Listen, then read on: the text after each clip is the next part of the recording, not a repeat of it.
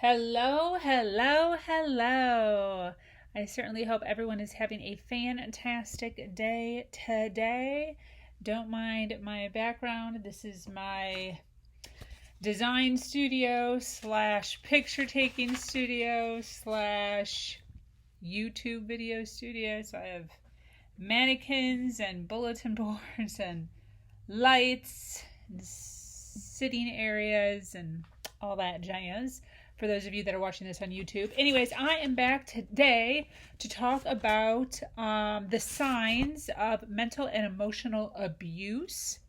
I had an awesome podcast a couple of days ago talking about humiliation, negating, and criticizing.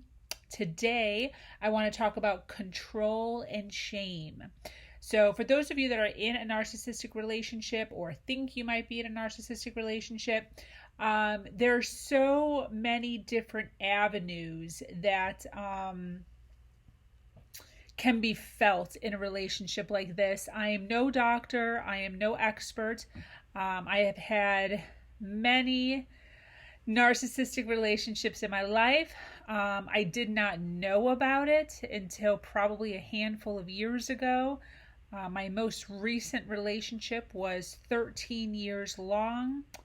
For 8 years, I endured narcissism without even knowing it until one day I Googled up narcissist, why is my boyfriend bullying me? Come to find out he was a narcissist. So I had to live with that until I saved up enough money because he was controlling everything in my life, including my finances. And so I was totally trapped and I had to navigate my way through. And, as I did more research, I started to realize and dove in and started talking to people that there are so many individuals, predominantly women, who are involved in situations with their relationship, husband, spouse, boyfriend, girlfriend, fiance,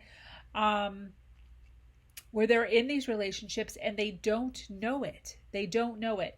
And this is what I always say. I always say that if you feel weird, if it feels weird, if it doesn't feel quite right, if you feel bad, like 70% of the time, more than likely you are in an abusive relationship mentally and emotionally. Does that necessarily mean that you're with a narcissist? No, because the traits of a narcissist are vast, one of which the heaviest one being total lack of empathy.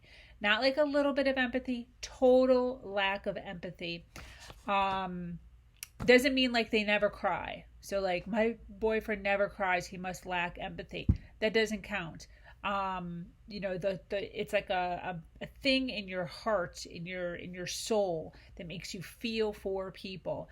Just because you've never seen them cry does not mean that they lack empathy. So, but there's different versions of it. So, you could still be in a mentally and emotionally abusive relationship, but he's not necessarily a narcissist. So be careful when you're kind of throwing that word around. I try to be careful with it myself. However, with all of the research I've done, probably over 100 hours of research, I feel pretty certain myself that I've dealt with this. So today we are going to talk about control and shame. Again, I have notes. I like to stay on task. I like to make sure that I'm giving you all the information that I want to be giving you guys and staying focused, because that's how you guys learn and feel more confident about what you have going on in your life, is if you're getting true, meaningful information from somebody who has relatable stories so that it can relate to you, and then you can better kind of navigate through your life and your situation. So I am just here as a sounding board to share my story with you guys so that you have something to kind of compare to. That was one of the things that I needed when I was in that relationship. One of the things that helped me when I was in that relationship was hearing from other people. I had so many aha moments, and Not necessarily that I wish it for you, but if you are in a relationship like that, I do wish it for you, only in the hopes that you will get help and get out, or at least be able to better control it on your end. If that makes sense. So, without further ado, the first one I have on the list here is constant threats. Constantly threatening you, telling you that they're going to take the kids and disappear, making you feel as if you don't know what they're going to do, if they're going to snap, if they're going to hurt you. Really be careful. Now, one of the things that about a ton obvious ones, but the one that I want to kind of touch on was a kind of a different type of threat. Obviously, I got the normal ones of leave my house, get out, you're making me so angry that everyone knows those. But one of the threats that I got really early on that should have been a huge red flag for me, probably within the first 2 years, is he would constantly tell me that he could get any girl. So anytime I would complain, talk about my feelings, talk about how what he said made me feel a certain way, it would always be fought back against or combated with, I can get any girl. I can get any girl I want, would dream to have me as a boyfriend, would dream to have this lifestyle, would dream to be with me. Why are you always acting like this? I don't have to be with you. I could be with anybody. That is a threat. That is a threat. I did not know that at the time. At the time, that made me shut up at the time, which is what he wanted it to do. It made me get smaller. It made me stop complaining as much, because no one wants to hear that. No one wants to hear that from their loved one, that they can be replaced in an instant, whether or not it's true or not. But at the time, it worked. At the time, it did mean something to me, and at the time I didn't want to be replaced. So also a threat. Next one on my list is monitoring your whereabouts. So they want to know where you are at all times, insist that you respond to their calls and their text messages immediately. This was a huge one in my story. And they might show up if they think that you're not where you're supposed to be. So I have 1,000 stories on this. This was like every day, all day. He had to know where I was. If I said I was going to the grocery store and I took an hour and a half, and in his mind, he thought it should have taken an hour, he would drill me forever when I came home. And not only that, he would call me every 10 minutes to check up on me to see where I was. And he'd always have some sort of an excuse like, oh, I forgot. Can you please pick up this? Or can you please pick up that? Or anything to make it seem like he never wanted to look like he was jealous. But he would come up with a reason as to why I needed to answer the phone just in case this. I have this business dealing going, so you have to answer the phone just in case. Or, hey, can you pick this up for me? Or, hey, can you stop by here on your way home?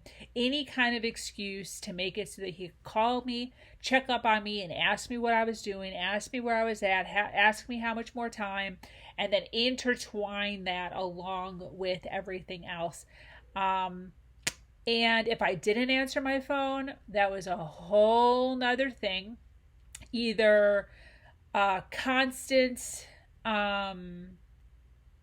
me having to constantly reiterate what I did. He'll make me go over it like I'm in some sort of a crime investigation or something. I'd have to retell the story over and over and over and over and over and over again. And then if, during that time, the reason I was later than I was supposed to be, if I stopped by the store or stopped by to get gas or pick something up or whatever it was, if I didn't have proof, that was a whole other thing. So as time went along, I had to start collecting receipts that were time stamped.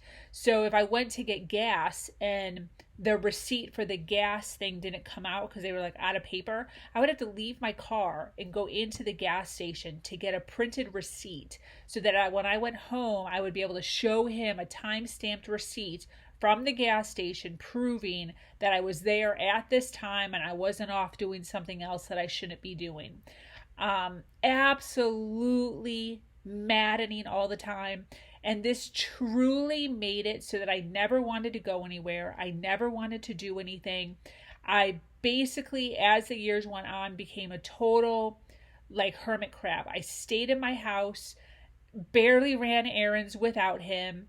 And if I did it like all at the same time, very strategically, and even started to maybe order things online more than I probably would have, just so that I wouldn't have to leave the house to endure all these questions after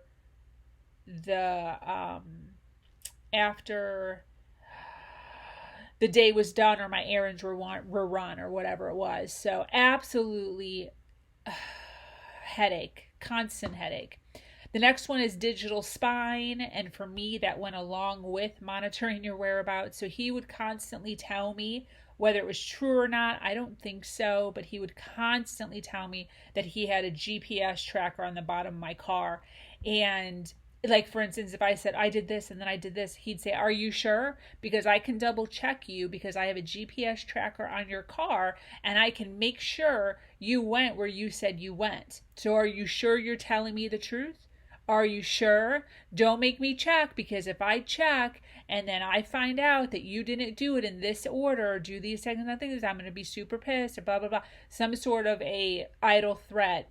And I wasn't doing anything. There was nothing extracurricular going on. It was always this subtle elusiveness of, I don't know if that's the word I'm looking for, of me being a cheater or me doing something I shouldn't be doing or me being dishonest or unloyal in some way. It was like the constant blanket that was hovering over our relationship the entire time. It was absolutely maddening. And I never knew if there was a GPS tracker for sure, because I was never doing anything extracurricular.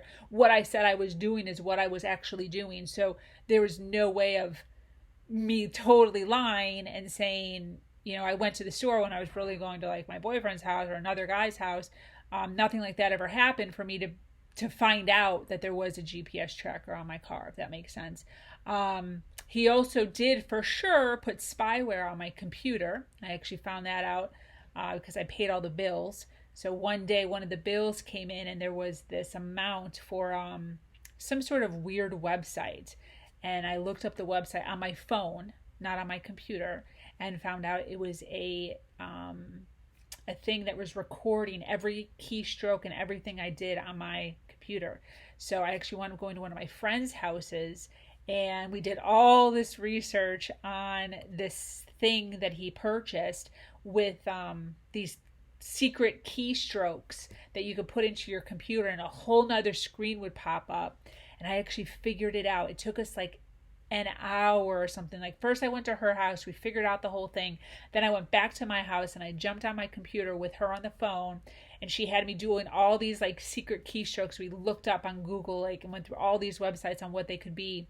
And it freaking, my heart dropped when this secret account popped up. And I think I guessed the password. I don't even know, but somehow I got into it, and all of this, tons and tons and tons and tons of data, because I worked predominantly on our computer for work as I helped run the business. So every single thing, and what was crazy is my passwords. You could actually see the letters of my passwords. So he knew all my passwords, not that I was doing anything, but completely invading my privacy, and had to pretend that I didn't even know. I had to pretend like I didn't even know, go along with my business, and pretend like I never mentioned it to him. I never said anything to him. There was nothing to even hide, so it didn't even matter. And he never brought it up because I wasn't doing anything. But I was baffled. I was absolutely baffled when I saw that and figured that out. The next thing is unilateral decision making. Now, this one he never really did to me. But I never really made a whole lot of decisions. So unilateral decision making means they might close a joint bank account, which we never had. Cancel your doctor's appointment. Actually, we did have one joint bank account, but it was like his account and my name was on it. But whatever, didn't deal with that. Cancel my doctor's appointment or speak with your boss without asking. I was so enclosed in his life. I worked for him. He owned, like it was his phone, his car, his house, his mortgage, his utility bills. I never got sick. I was super, super healthy. I worked out all the time and ate really healthy. And then any other extracurricular things that I would be doing were for his job, were for his work. So he controlled pretty much every aspect of my life. There was really no outside forces. I never hung out with any friends. I never really did anything. So there was really no decision making that he could make for me that I was making that he changed, because I didn't really make my own decisions. I was pretty much a prisoner or a slave in his castle. It's very sad, but it's what it was. The next one is financial control, 100%. So they might keep track of your bank accounts and have them in your name only. Make you ask for money. And you might be expected to account for every penny you spend. So yes and yes. We did have a joint account. It was his account and my name was on it because I'm the one that controlled and paid all of his bills. He trusted me with that and I did a good job. Never did anything crazy or stole from him or anything like that. And he trusted me for good reason. I'm a good person and he knew that. And my name was on the account all the way until probably 2 days before I left. Or after I left. He didn't, and even one time when I did leave and totally moved out and moved all my stuff out, my name still stayed on the account, because when I came back, everything was as normal and nothing had changed. He just knew that I would never steal from him. But he did control everything though. So I didn't have another job. I worked for, he made me, not made me, but he kind of like coerced me to quit my job when him and I first started dating. Within the first year or two, he's like, come work for me. We'll be a power couple. And so I quit my job and started working for him. He was paying me nothing. When I first started working for him, for probably the first 4 to 5 years, he was paying me anywhere between $250 and $300 a week for real. Granted, he was paying the mortgage, and at that time, the utilities and all that stuff. I was in charge of my phone at that time, my car, and my son. I had a son. All that was paid on like $800 a month. So at the end of the month, I basically had zero money left at the end of the month. And he made sure of that. If he had any inkling that I was saving money or had extra money kind of floating around, he would request I buy more things at the grocery store. So he'd put in an order and he'd be like, hey, can you please pick me up 4 cases of Red Bull and 2 cases of Oreos. He ate horribly. And a few pounds of steak, which is a lot of money because I was very frugal because I didn't have any money. But if he felt like I was kind of squirreling money away, he would make requests like that to make sure that my money came right back down to zero at the end of the month. And me being naive and me trying to like be a good person, there was even times when I put stuff on my credit card because I didn't have enough cash when he did stuff like that. And I would put it on my credit card like an idiot.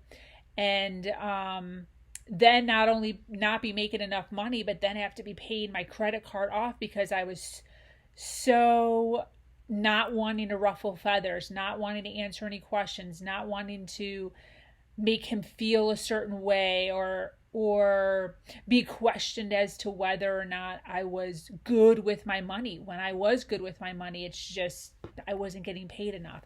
So it's this constant circle of him being in constant control of my finances. And then anytime I would ask for more money, like as I took on more responsibility with the company, I was running 3 offices in 3 different states, and then eventually 4 offices in 4 different states. And I was working 12 to 14-hour days for real, not even an exaggeration. And I started to request more money. At first, he wouldn't even give me more money. He'd be like, well, what are you having trouble paying? And I'd be like, well, my phone bill is almost $200 for my son and I. And, I can't do this. And he'd be like, well, I'll pay for your phone bill then. So he then took on my phone bill, which meant I didn't have control of my phone. And then eventually it was my car, whatever that excuse was for that. And, eventually my car was owned by him. So, before I knew it, looking back 8 years later, I had no house in my name, no car in my name, no phone in my name. And, he was controlling my paycheck. There was like no record of me anywhere. I wasn't on any utilities. And he completely controlled my life financially 100%. And then on top of it, my son's father, who's a different man before that, wasn't paying me child support. So I was actually getting financially abused by two men at the very same time. It was an absolute nightmare mentally and emotionally, and I had no clue what was going on. Completely naive. I knew it didn't feel right. I cried all the time. I felt a complete lack of power, a complete lack of control, but had no actual words to describe what was happening to me. It was absolute insanity. But at that point in my life, I didn't know that there was such a thing as financial abuse or emotional abuse. I had never heard of it before. And that's what I'm trying to convey to you who are listening, who are diving into stuff like this and who are wondering what kind of relationship you're in or why it doesn't feel right or seem right or feel right or sit right with you. And a lot of times this is what's happening. So you have to be really, really careful. And if there's anything, any sort of advice, it would be to never, ever let go of your own financial freedom. Always make sure you have your own account with your own money, with your own job. I don't care if you're getting married. I don't care how long you've been married. You should have your own money at all times. Lecturing. This was another one. So constantly lecturing you on your errors with long monologues, making it clear that you're beneath them. This was, again, pretty much daily when he would make me feel like I'm here and make me know that he's way up here by giving me these hours and hours. We would stay up. He would start harassing me about something like at 10 o'clock, 9 o'clock at night, and we would go until like 3, 4, 5 in the morning. I had to be up at 6 to take my child to daycare so that I could be at work by 7. And there literally probably the entire time I was with him, between getting reprimanded every single night or just working every single night, I averaged probably 3 to 4 hours of sleep for 13 years, for real. I don't even know. I sit back sometimes and I don't even know how it happened, but how I did it. But yeah, these lectures, if they're sitting you down lecturing you on the couch through a bathroom door, there'd be times when I'm like, I've had enough. I got it. I understand. I got it. I'm hearing you. I'm listening to you. I got it. I understand. I would then eventually go into a bathroom. I'd be crying and he's still saying the same thing over and over again, reiterating how, dumb, how ridiculous, how absurd, how whatever the situation was, and then how it's all my fault and I'm being blamed for the entire thing. And I'd be bawling my eyes out. I'd be wanting to take my life. I'd be wanting to move out, whatever it was. And he would just keep on keeping on, just verbally stabbing me over and over and over again, with no remorse, with no empathy, with no regard for my sleep, for my health, for my son who needed to go to school the next morning, with a mother who doesn't want to get in a car accident because she's so tired. Nothing would stop him. And he didn't have to wake up the next morning. I did, because it was his business, so he could do whatever he wanted. So he'd keep me up till 4 a.m. screaming at me, and then he'd sleep in the next day. He'd go to sleep at 4 or 5, and then he'd sleep in until 2 the next day. My day's already half over. I've been working all day, and it doesn't even faze him. He doesn't even care. Next one, direct orders constantly. They give you direct orders. Do this now. Start doing this now. They're expected to be followed despite the plans that you have. So I would be doing something for myself.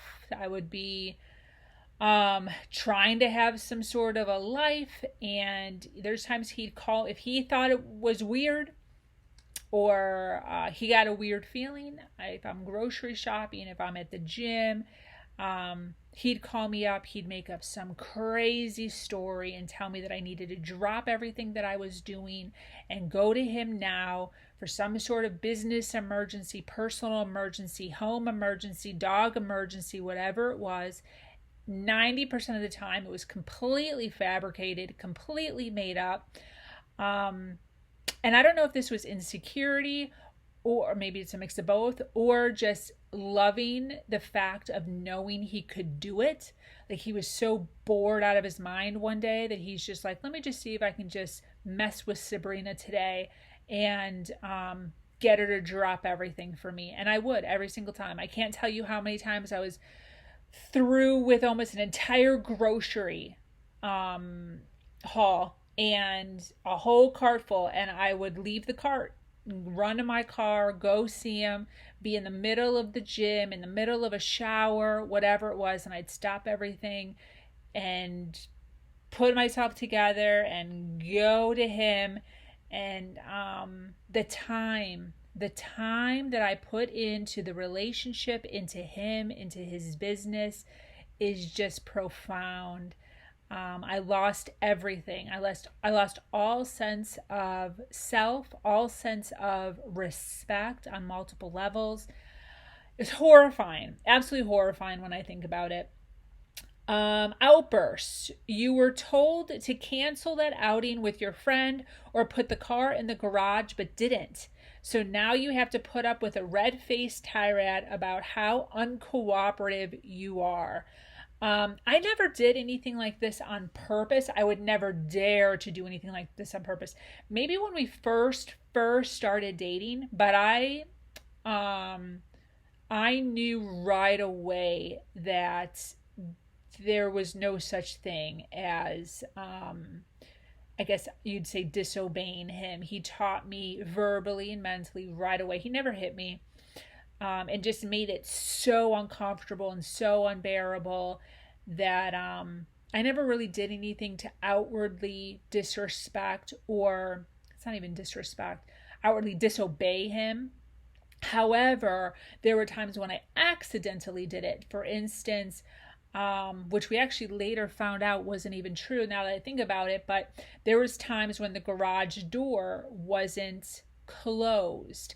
And we later found out, like 2 years later, that one of our neighbors, like 4 houses down from us, had the same garage code as us. So if they pressed their button too soon, like by our house, our garage door would open.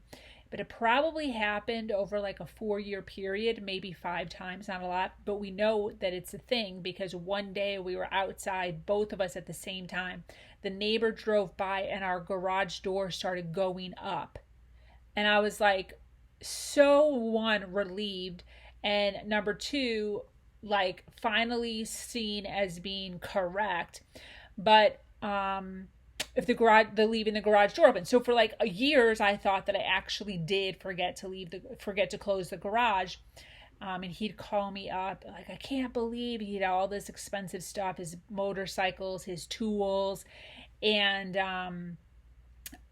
lecture me till he was blue in the face, totally be screaming at me, blaming me for any tools that were supposedly missing or supposedly stolen, which we found them all. He was just so disorganized that, his drill that he used a few weeks ago, he left it in the bathroom and never put it back. But then I got blamed for it getting stolen because I left the garage door open, when in actuality, he left it in the friggin' bathroom. We found it a month later, in the closet somewhere.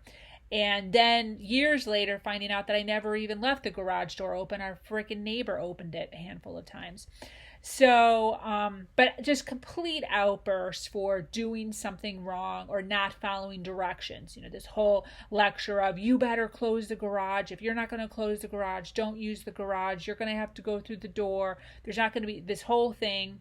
And then me not following directions because I left the garage door open again when I didn't.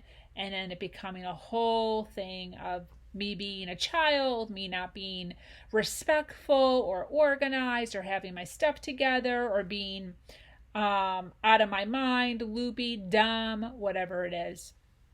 Next one, which goes along with that, being treated like a child. So that was the theme of it, that I'm a child and I'm not responsible, which is why I keep leaving the garage door open. They tell you what you wear, they tell you what you eat, and who you should be friends with, and basically treat you like a child. And same, I stopped hanging out with my friends. By the time I left him, I had one friend who didn't even live in the state. Barely ever hung out with anybody, zero life. And even to this day, I still struggle with that 3 years later. Making friends, keeping friends, because I have this feeling that they're either going to be torn out of my life, or it's going to cause some sort of disruption within my relationship. And it's still something that I deal with, still something that even just thinking about it just gives me anxiety. And this just goes to show there are serious repercussions, for those of you that are in relationships like this and you feel like you're staying stable, which was who I was. As I started learning about it and I became stronger mentally, emotionally, and I felt powerful and confident, and I started to really grow into my own while still playing the role of it, I tricked myself into thinking that I was okay, that I was healthy. And once I got out and I, started hanging out and going on dates and got into a relationship and making it on my own and having heavy, difficult conversations, I grew to realize that I have serious, serious issues that I'm still dealing with, still combating, serious PTSD with words, even like trigger words that are said that can throw me into an entire tailspin of just defensiveness and absolute ridiculousness and crying because of the abuse that I endured over that amount of time. And it's something that I'm still working on. It's something that I have grown leaps and bounds from where I was, but still something that I'm still having to endure. And it's a constant work in progress. It's a constant reminder of what happened, and reminding myself of needing to continue on developing myself and becoming a better human slowly. Pretending to be helpless. This was huge. They may say that they don't know how to do something, and many times it's easier just to do it yourself. This was the basis of our entire codependent relationship. He had complete control over everything. However, I did everything. And just the thought of it is absolutely genius. And even towards the end, I was like, this guy is a freaking genius. And I know that that's bad to say. I know that that probably won't get a lot of positive feedback. But And like how he did it, I don't even get how I fell into this, but I did everything this way. If anything went wrong, it was always my fault. So he always made it so that my hands were in everything. So if something needed to get done, I was in charge of it. He ordered me around on how to do it. I would do it. And then just like life, like anything in life, if he did it or I did it or Joe Schmo did it, something is bound to happen bad in life in general. So 100 things would go right, 2 things would go wrong, and then I would get absolutely yelled and screamed at for those 2 things that went wrong instead of praised for the 100 things that went right. But because I was in charge of everything and he was in charge of ordering me around to do everything, it was ingenious. So he would purposely make it so that he didn't know how to do anything, wouldn't do anything, and because of that, I was the brunt of, or the punching bag, as I always said, for anything that went the wrong way, went the wrong direction, or wasn't done correctly, wasn't written correctly, done correctly, submitted correctly, whatever it was. And this is how he got away with constantly harassing me. Every single day there was something, because he just got up and lived each day. He was the sales. He ran the sales crew that I hired and trained. And even anything that went wrong out in the sales, that was him, that he was doing. I didn't have the right pamphlet. I didn't have the right binder. I didn't have the right order form. I didn't have the right pen. Anything. How many times have I told you that I need this pen in my office at all times? Because I didn't have the right pen, I wasn't writing fast enough, so they got irritated and then they canceled, and it's all your fault. That's literally how crazy it would be. So every single thing came back to me, because I was in charge of buying the pens, I was in charge of making sure the binders were correct, I was in charge of the marketing material.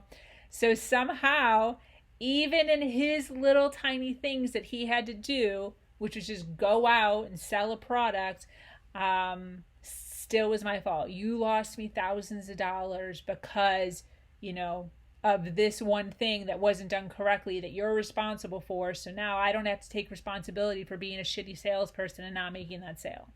That's how it went. Unpredictability. They explode with rage out of nowhere, suddenly showering you with affection, or become dark and moody at the drop of a hat to keep you walking on eggshells. Complete roller coaster all day, every day, and I never knew what was going on. I would dread him waking up. Like I said, I would stay up hours at night, either working or getting screamed at. He usually woke up around noon or 1 o'clock, and sometimes as late as 2 o'clock. And as soon as I heard him or had any inkling that he was shuffling awake, or my first text message from him where I knew he was up and wandering around, my heart would drop, my stomach would drop, my whole demeanor of like having a great day, because every day was a great day. I always woke up in a good mood no matter what. My whole just body would just go, oh. I'd get so just depressed knowing that he was going to be awake, because I never knew. He might call me up and be like, hey, beautiful, what's up? How's life? Everything's great. You want to go out to breakfast? Or he could call me up and say, this is wrong. This person called. Why didn't you do this? Did you do this? There's no coffee in the coffee machine. Where are the eggs? The dog pooped on the floor. Why didn't you change the water? Whatever it was in the dog bowl. Total bitch fest. So I had no idea ever what I was getting, and it was such a roller coaster all day, every day. The next one is they walk out in social situations, stomping out of the room. It leaves you holding the bag at home. It's a tool they keep to keep the problem unresolved. So this never really happened in outside. He was really good at not looking like himself when we were out in public. I was actually made to look like the crazy one out in public, which I described in my other video. He'd say something or do something under his breath or covertly that would make me outwardly start crying or yelling or acting out of control. And then he would flip it on me and look at me and kind of look around and being like, this girl's freaking crazy. She's nuts, which then would escalate my, ridiculous, my attitude. So walking out was one thing that I actually did. He would get me so riled up, so angry with little whispers or eye rolls or his looks of frustration or irritation from across the room of what I was doing or who I was talking to or what I was saying or what I was wearing, would cause me to actually walk out of the room, because I learned after a while to not blow up, because he turned it into this whole, you're such trash, you're such a ghetto, white classy people don't act like that, but you're Mexican, which is why you act like that. So slowly I learned not to do stuff like that, which makes sense. So then I would actually be the one to leave the room, which again would make me look like an overly dramatic, overly emotional individual, which he would then, stir the pot on that. I'd get in trouble for that. That embarrassed me. You're so embarrassing. Hold yourself together. Don't be so emotional. Whatever it was. But at least I wasn't like outwardly being ridiculous. When he would leave was when we were at home. So he always acted absolutely ridiculous at home on multiple levels. Very few people ever saw it. Probably sprinkled over work, maybe once a month somebody would see something or overhear something where he was acting actually himself. But he usually held it together really well and was very covert about it. Would take me outside, take me to the bathroom, whisper it in his office or whatever so no one could see. But when we were at home, he would do stuff like that. If we were arguing, he would just leave the house, not tell me where he was going. He'd be gone for hours and hours and hours, no call, no show, no checking in, no nothing. And then when he came home, I couldn't ask him where he was.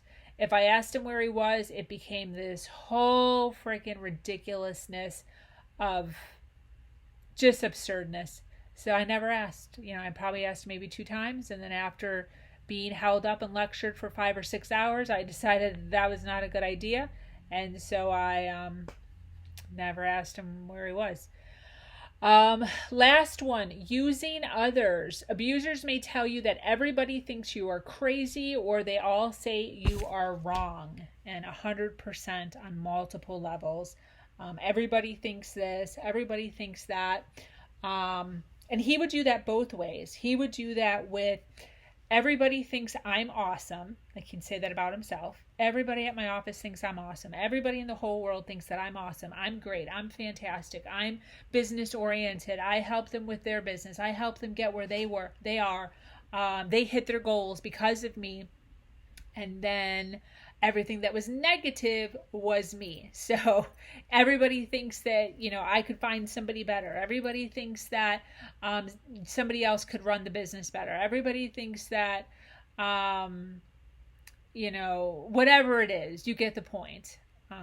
Needless to say that it was actually the opposite of that. Once I finally, I broke up with him after 13 years, then I kept working for him for another 2 years after that. With a heavy increase in weekly salary to get me to stay, which was a benefit. However, it hurt me mentally and emotionally for longer than I needed to. But, weighing the options between whether that was good or bad, we'll never really know. However, when I did leave, the entire company left. The entire company left. So soon after I left, my right-hand girl, probably within 3 weeks, was calling me up saying he was then treating her the way he was treating me, calling her a million times, asking her a gazillion questions, backing her into a corner, with the business, calling her all hours of the day, same thing. And she called me. She's like, this is absolutely ridiculous. I don't even know how you freaking did this for 13 years. This is insane. And about a week after that, she put in her resignation.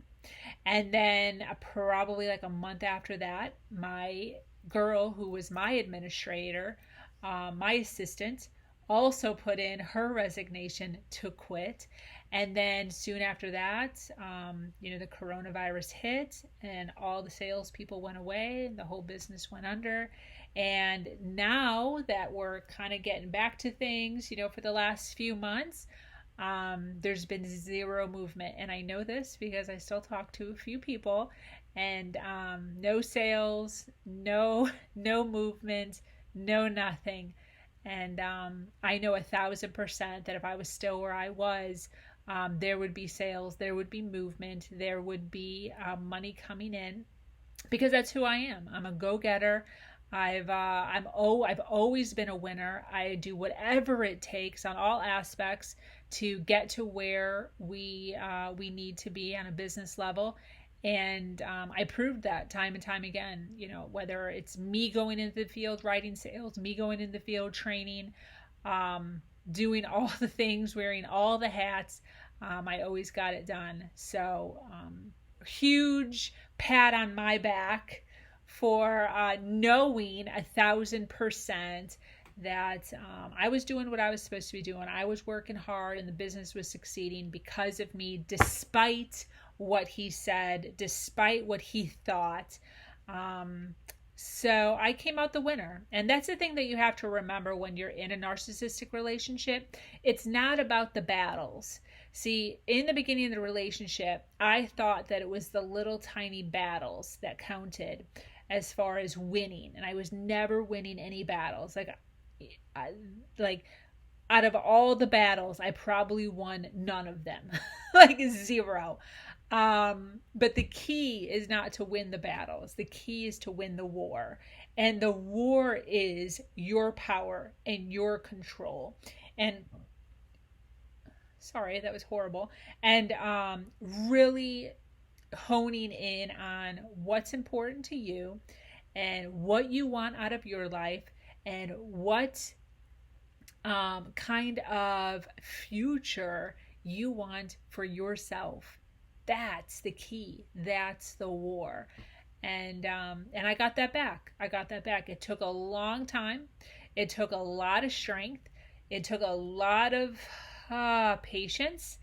But it can be done. It can be done 100%. And I'm living proof. I'm living proof that if you keep on keeping on, if you stay focused, if you make a plan, you can get out and you can manage yourself while you're in that type of atmosphere. And the key is to stay calm. The key is to not get riled up. The key is to not allow him to break you verbally, mentally, emotionally, no matter what he says. And as long as you can stay strong with that, you have control.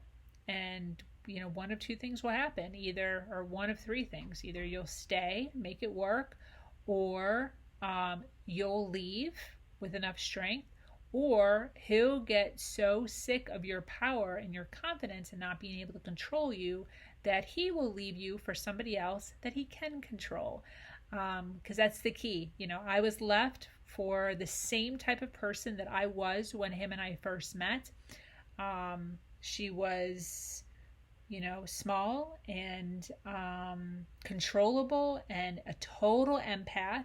We were literally identical. I met her. I actually trained her for a while.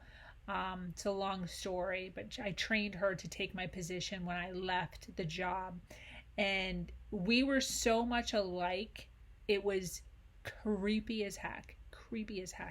And I felt for her. I told her what she was getting into. She, of course, didn't believe me on that level, which is fine, and that's normal. It's normal not to believe the jaded ex. And of course, he probably told her that I was crazy, and probably told her that all kinds of things. That's what they do, and that's okay with me. It is what it is. But I'm now out, no contact, and on top of the world, on top of the world. So this was my tidbit for today. I will be back again. I think I have a little bit more here. There is more. So next time I talk to you, I'm going to be talking about accusing, blaming, and denial, which I know I actually touched on that a little bit today, but I have a lot to say on this very, very heavy topic for us coming up. So hope you guys have a fantastic day, and reach out to me anytime.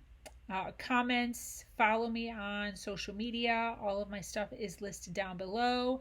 Like and subscribe for more information, more storytelling, and more ways to find out if you are in the type of relationship that you think that you're in. So till next time, we'll talk to you later.